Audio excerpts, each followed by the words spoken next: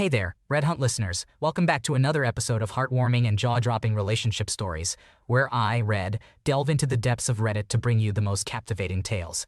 So stay tuned and be sure to hit that subscribe button for more. My boyfriend wants to make a career switch that could force me to drop out of college. My boyfriend, who is 30 years old, wants to change careers while I, who am 29 years old, am currently in college. My boyfriend and I have been together since we were 15 and 17, and we had our first child when we were 16 and 18. Since having our first child, he asked me to stay at home so he could work, and I agreed. In addition to him working, I also worked as a nanny for his sister's children, our niece and nephew, who were living with their grandmother while their mother was in and out of jail. I took care of them for 13.5 hours a day, 5 days a week, and the income I earned from that job was enough to pay our mortgage. During the past 13 years, I have tried to work a few odd jobs, but every time something happened with my boyfriend's job, such as a career change or him having to work overtime, I had to go home and take care of the kids because he couldn't relieve the babysitter. Therefore, I had to resign from those jobs. I accepted this situation because he was the one bringing in the larger income. However, these resignations and years of having no job history other than being a family nanny have made me seem useless to the workforce on paper. Nevertheless, I held out hope because he always promised that once all 5 kids were in school, I could go to college. Finally, this year, all 5 kids started school, and I stopped being a nanny for our niece and nephew because their mother regained custody. I enrolled in college, but right from the start, it seemed like everything went wrong. Even before my first day of college, my boyfriend suddenly expressed his desire to attend college at the same time as me. His job offers a free college program, and at the end of the 2-year program, he would receive a pay raise and still be paid during his studies. However, the pay and hours during the program would be much less than what he currently earns, meaning I would have to start working to make up for the missing income. I pleaded with him not to do it because I didn't understand what prompted this sudden desire. We have been together since our teenage years, and he had never mentioned wanting to go to college before. Moreover, he already makes over $100,000 per year. Eventually, his mother and sisters intervened and convinced him to back down, reminding him that it was my turn to pursue an education and that the opportunity would still be available to him later. He finally let go of the idea. However, he has recently brought up the topic again, this time with the intention of switching to a different company in the same field of work, claiming that he would earn more at this new company. However, this is subject to change since the pay structure at the new company relies heavily on incentives. Currently, the company receives 30% of the production rate as an incentive, which is then divided among the employees. However, this percentage could decrease significantly or even disappear in the coming months. If he switches jobs, he would start from the bottom again, doing menial tasks and earning less per hour. At his current job, he enjoys a comfortable position with plenty of free time, where he can watch movies or sleep in his office. The new position would require him to work 3 times as much, with an unpredictable schedule. Since the new company is much larger, it would take him years to reach his current level. He confronted me last night and asked why I don't support his decision. I told him that I just want him to stay where he is so it won't interfere with my schooling, as his current income and schedule are predictable. I don't understand why he wants to make these changes. For the past 13 years, I have supported his career choices and navigated through the challenges that came along. I've even taken on extra jobs to supplement our income and have frequently adjusted to his job changes. My education has not disrupted his schedule in any way. I still make sure to be home every day to get the kids from the bus, wake up early to prepare breakfast and take the kids to school, make dinner, and pack his lunch. I also take care of most of the household chores and cancel my plans to take the kids to appointments. I have made sure that my schedule doesn't burden him with additional work. I only attend classes when the kids are at school. The only changes have been the extra homework I do when he is home and feeling a bit more tired. All I'm asking is for him to stay put and let me focus on myself. I have waited for over a decade for the chance to focus on myself and the kids, and I rarely complained. I just want to finish my degree, which will take another 3 years, so I can have a stable job and contribute financially. However, it feels like he is doing everything to shift the focus back to himself. That being said, if the incentives at the new company continue as they are, he could potentially earn more. So, should I give in and support his job switch, or should I stand firm and prioritize my education this time? It sounds like you've been incredibly supportive of your boyfriend and his career over the past 13 years, even putting your own job opportunities on hold to take care of the kids. It's completely reasonable for you to ask him to prioritize your schooling now that all the kids are in school as well. It's important for both partners in a relationship to have their own goals and pursue them, so I would suggest standing your ground and ensuring that your schooling comes first this time. Am I the antagonist for not attending my cousin's wedding? Backstory. In September 2023, I found out from someone with concrete evidence that my grandparents are terrible people. In October 2023, I visited my family and my cousin, Cindy, who was getting married in 2024, mentioned she was inviting me to her wedding. Having just started a new job, I told her that a digital invite is fine instead of a physical one since I lived abroad. She said that's fine and she'd send it to me when she got them. Honestly, because of the news about my grandparents and me not particularly enjoying my extended family, I was hesitant to attend the wedding. But I wanted to attend and celebrate Cindy and her big day anyway. Even if I couldn't get the time off, I figured I would send her a nice check. In December 2023, my grandma informed me that the wedding was on May 30th. I checked my calendar and saw that it was a Thursday, which is odd. I called Cindy to verify and she said no. The wedding was in April 2024, and they were finalizing dates now. I mentioned again that a digital copy of the invite would be fine. In early January 2024, my grandma told me the wedding was on 4:30. I checked the calendar and it was a Tuesday. She mentioned that invitations would be sent out soon. I didn't bother to message Cindy since the invites would clarify everything for me. In late January 2024, my extended family in Canada received their invites. I live in the USA and didn't receive one. My second cousin, Rebecca, asked if I was attending and sent me a copy of her invite. I said I didn't get an invite yet. Rebecca mentioned that most of the Canadian relatives received their invites days ago. I was quite hurt because I thought my cousin would have emailed or texted me the invite, especially since I have to put in a vacation request, book flights, etc. Rebecca mentioned using her invite to get my time off, but I decided against it because I felt embarrassed and forgotten. When I looked at the invite, I saw that the wedding was scheduled for 2 days, 4/27 and 4/28, and my grandmother was listed as an RSVP contact. I was baffled that she had kept providing me with wrong dates when she was listed as a contact for RSVP tie. Today, my grandma called asking for my address, even though she has always had it to send paperwork, apply for visas, etc. She wanted to send my invite via regular mail. I'm guessing she realized that someone, Rebecca, may have mentioned that I never received any invite. I no longer wish to attend, even if I get the time off. My grandma is disappointed and says I could at least come down for one day, but I feel like some sort of afterthought. I don't want to keep asking Cindy about my invite either. Am I the asshole here? Your grandparents have consistently shown themselves to be unreliable and manipulative, and it's understandable that you have reservations about attending the wedding. It's also not unreasonable for you to expect a proper invitation, especially since you need to make travel arrangements. Ultimately, it's your decision whether or not you want to go, and you shouldn't feel guilty for prioritizing your own well-being. TL Dr. I, 30th and not welcomed at dad's home with stepmom and their adopted daughter, 23th, but he calls me every day to FD. Need advice? I'm a 28-year-old woman who has been married to my 29-year-old husband for 3 years. Currently, we are renting a 3-bedroom apartment with a master bedroom, guest bedroom, and a small office. About 2 months ago, my 18-year-old sister-in-law moved in with us because she is attending a university nearby. My husband discussed this with me beforehand, and I agreed since we had an extra bedroom. We even did a makeover of the room to make it comfortable for her. I work from home in the evenings from 8 p.m. to 4 a.m.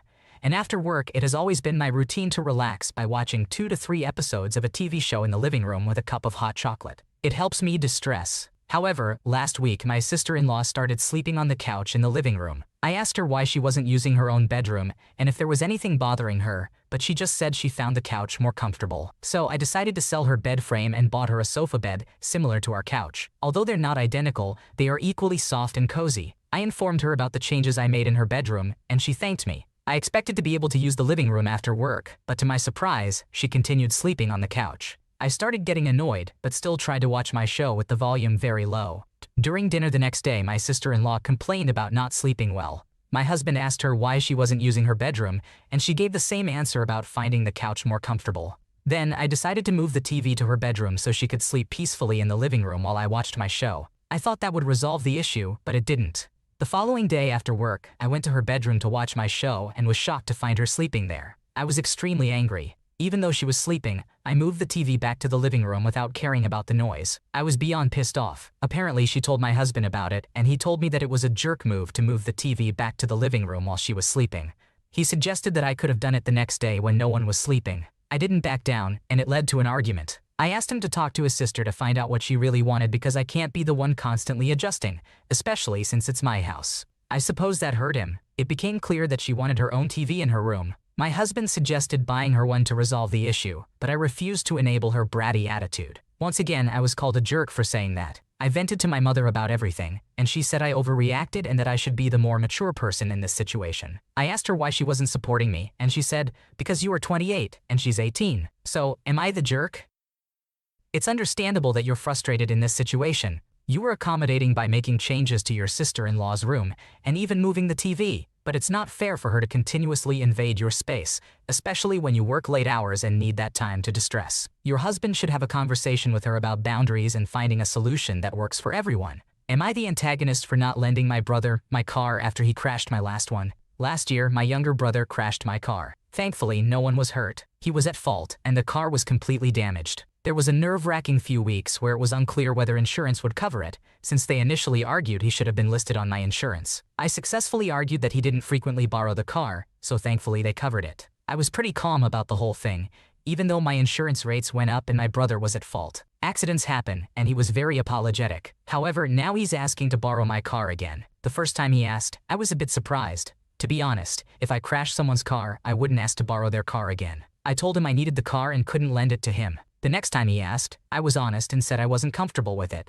I also believe it's a risky decision regarding insurance coverage. If, God forbid, he crashed the car again, I feel like the insurance company wouldn't cover it. My understanding is that if someone drives your car frequently, they should be listed as a secondary driver. Now, he doesn't ask to borrow my car nearly as often. He's only asked twice since last year. But from the insurance company's perspective, if the same person has been involved in 2 accidents, they might assume the person borrows the car more often. Not to mention, I can't afford for my insurance rates to increase again or for the policy to be canceled. They nearly did that last time, and I basically begged for mercy and got lucky, I think. So honestly, I just don't trust him with my car anymore. No hard feelings, and I don't constantly remind him about crashing my last car, but I also don't think it's fair for him to ask to borrow my car again. When my mom found out, she thought I was at fault. She said my brother has really been supportive of me. Which is true. When I've gone through tough times in the past, he's been a big support, and we have a close relationship. So generally speaking, I do feel I owe him. But still, I'm not comfortable lending him my car. When I asked my mom why she can't lend her car to my brother, she said he's not listed on her insurance. I pointed out I'm in the same situation, and she said it's unlikely he'd get into another accident. But that seems irresponsible and risky to me. So, am I the asshole?